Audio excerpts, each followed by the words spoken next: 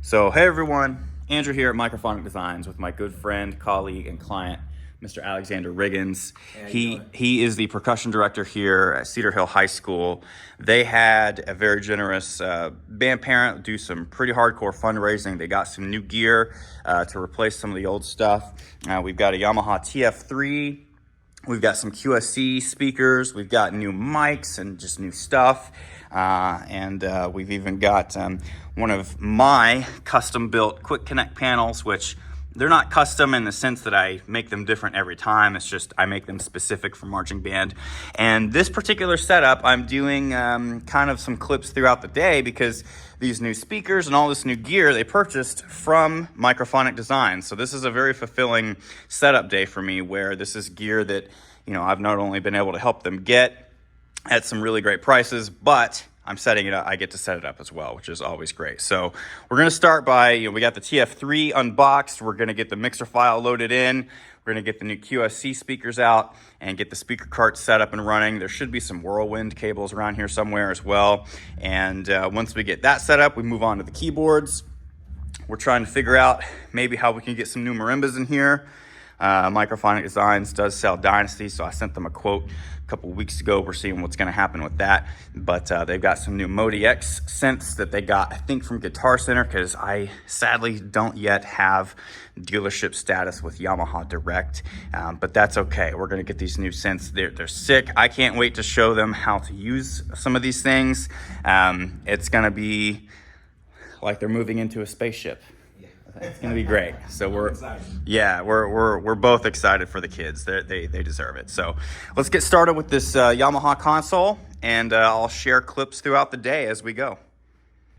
So as I'm getting started here, I just want to show everybody we've got them set up with some of the AKG P220s. These mics are super nice. I've shown them before, but again, this shock mount is really nice. It's to me, it feels like it's made of metal or metallized plastic, really solid. And the thing at the bottom here has threads on it so that we can actually thread the microphone to the shock mount. Very solid and secure. I've become a big fan of this mic. Shock mount's a little bit big, but I can look past that. It's fine.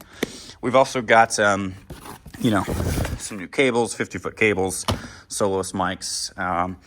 We've got the Blizzard drop PCs for the speaker carts. I think that's a mic stand, a couple of microphone stands. And then one of the big things I really wanted to point out were these whirlwind cables. Now, for a minute, I had started to sell these whirlwind cables on my website. And you know what? These are not what I thought. I thought these were going to have the Powercon connectors. So, Well, in any case, the whirlwind build quality is just really good, is what I wanted to point out. I did not totally pull these out of the box before putting the camera on, though, so I'll have to rethink, because now their custom quick connect panel is not really going to work as intended. So I must have ordered, or they sent the wrong connectors, and there's no way we can really get it fixed because Whirlwind doesn't make these anymore, which is fantastic. So we'll figure it out. Hey, future Andrew here. I just wanted to showcase real quick that the sort of transition from the Powercon option to regular Edison at Cedar Hill, I wanted to show what I'm going to set them up with. So this is the generation 2 of the quick connect panels that I make. And as you see on the outsides of the Powercon outlets, I'm putting Edison outlets. And so I'm going to swap the Cedar Hill panel for one of these. I've got a few more I need to finish getting the cables on the back. But the idea here is that they'll be able to use Powercon or Edison if they want to go that route later on. Because again, Proco does make their audio power combo cables with the Powercon option. So this is what I'm going to swap them out for. So again, the Whirlwind cables throwing me for a loop. Not as big of a deal as I thought, just a little bit of a change in the... All right, so I just finished up the speakers, and the Powercon thing threw me a little bit, but sometimes you have to adjust and adapt. And I've been lollygagging a little bit here because these QSC speakers are bumping, absolutely bumping. I got them set up with the KW 122s on top, so they got a 12-inch top, 18-inch sub. Those tops are real crisp, real clear. The subs are powerful and beefy. So this was the first cart that I did. This is going to be their side 2. And this is just kind of an overview right here of what I put together for them. So I tried to keep it as clean as I could. It's hard with all these power cables, but I got it set up pretty well, I think. I'm happy with it. So this took like an hour and a half, getting the speakers out of the boxes, figuring out that the sub needed to go sideways because on these old Titan frames, this support rail was directly in the way. So with the sub on its side, and there were rubber feet on the bottom, by the way, like there's rubber feet on that side, and there's also rubber feet on this bottom side. So I got it on its side here, so it fits a little bit better, and the cables are not going to be, bumping up against the support rail. And I did a really similar setup over here. It was a lot faster. This cart took like 10 minutes because I had the other cart to model after. But here we go. Again, real nice and clean. There we go. This audio cable is kind of loosey-goosey, but it's got to have enough slack to reach. I didn't want to zip tie it down to anything. But yeah, there we go. There's the speakers, these QSCs. I wish I could play music while I'm filming so you guys could kind of hear it, but I use the phone to play music, so there we go. But look at these things. Oh, they look good. They look so good. And I have yet to get the straps over there on the side 1 cart, but let me show you something. I like to keep the ratchet part on the outside so that, the inside audience can't really see it. That doesn't totally matter, but it's a small thing I like to do. The other small thing I like to do, I'll show you down here. Look at this. It takes like 2 minutes, but you roll up all the slack and put a little zip tie in there, and it's so much cleaner than like wrapping it around and doing knots and all this. That's how I handle the extra slack. Onwards to removing resonators from the keyboards. That's where I left off when I decided to go ahead and do an overview of the speakers. So next up is getting the keyboard situated, getting their new MODX 7 pluses set up, and then finally getting the mixer totally, like getting their mixer file set up. We need to get them set up with a mixer cart, but luckily I'm a dealer for 4 different brands of field frames, so I'm gonna try and get them set up with a nice mixer cart for that thing. Yeah, it's going well. All right, so many hours later, it's gosh, what, like 6:30 or something? It's late. We have finally finished up the audio installation for Cedar Hill. So I showed you guys the speakers earlier. They're sounding great. I got the console file loaded into the TF3.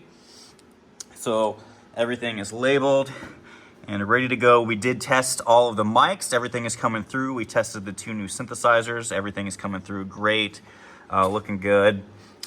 So this thing is ready to go for them.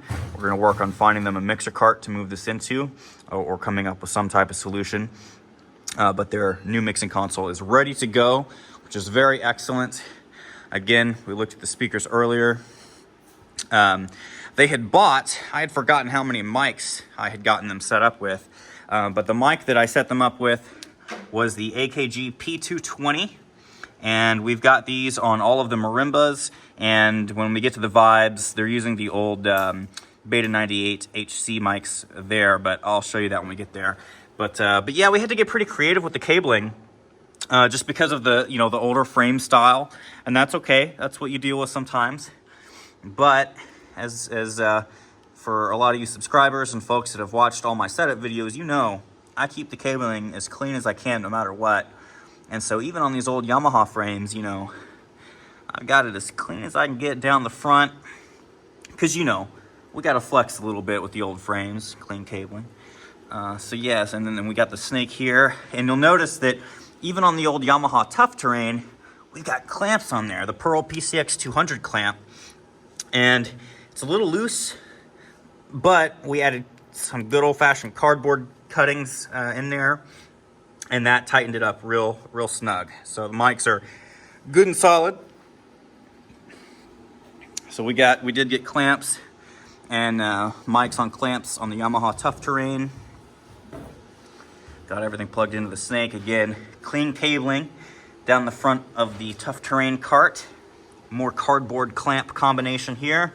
Nothing wrong with it. No shame in getting, you know, what would you say? Like, I don't even know. Creative with how we do it. A lot of cable here. We had long cables that we were working with, so I did my best to keep it as clean as I could. Ton of zip ties. It looks like overkill, but there was a reason for it. And then again, over here on the Vibes, you'll see their old Shure microphones, which is perfectly fine here. Again, we have matching mics for the vibraphones. So we just kept it clean, kept it simple. And you know, whenever they are able to upgrade their vibraphones, they've got the new mics ready to go. So there we have it. So these three keyboards, the two Vibes and the middle marimba here, they come into the snake. These two marimbas come into the snake. And then the synths are as straightforward as it gets. We just made some cable pairs with some new Pig Hog 10-foot cables, which I do keep a small inventory in the car for when I come out to jobs just such as this, where, you know, normally we may have to run to the store to buy extra mic cables, but again, because Microphonic Designs, you know, we also do retail here. I have a small inventory that I take with me to set up jobs, just in case the group needs to purchase some extra cables on the fly. I was able to get them, you know, some discount prices on the cables, and we got them set up, and they're working and sounded great. They got their new ModiX 7 Pluses. I just so need to buy one of these. It's such an awesome synth, and they've got two of them. How cool is that? So, good stuff. I had lots of help today from Mr. Riggins. Any thoughts about the new sound system, sir? I can't wait to take this outside. If I'm stoked, I know the kids are going to be. There was a long time coming. Just for something like this to go from a parent reaching out to me, wanting to get some donors to help donate and get the sound equipment upgraded for our program, to now it coming full circle, everything being set up. Of course, upgrades are going to be needed in the future, but to have this much set up already, I am excited for this upcoming season. Awesome. Well, thanks so much for having me out and you know, trusting me with not only the setup, but also getting a lot of this equipment. This has been a very fulfilling installation day for me because, like I said, the new speakers and all of the mic stands and a few cables and a good number of the microphones they purchased from Microphonic Designs. So again, very cool to finally be doing a setup where a good portion of the gear is just full circle. So Alex, thank you so much, my friend. All of you out there on YouTube, thank you for joining us and spending the day with us. Be sure to like, subscribe, all that good stuff for similar content, and I will see y'all in the next one.